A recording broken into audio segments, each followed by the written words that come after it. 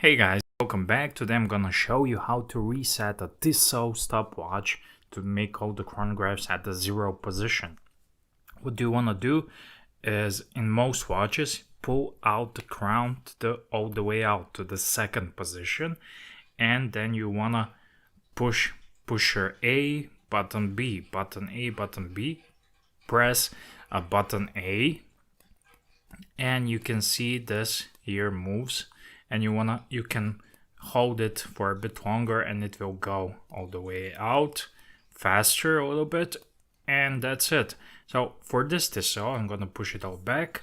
For this TISSOT, you use also the position 1. So position 1 for the rest of the pushers. So I'm on position 1, and you can see now you use this one. And it's all the way nice to 0. Oh, I missed one. Dang. Okay. And you want to use pusher B for the large second hand. So this should work on most TISSOT chronographs and Swiss-made chronographs. There are some different methods for other watches. So once you're done and happy with the position, now it's all aligned and zeroed in, you push the crown back in, and now we're gonna test it. So start, and it's gonna go back to 0.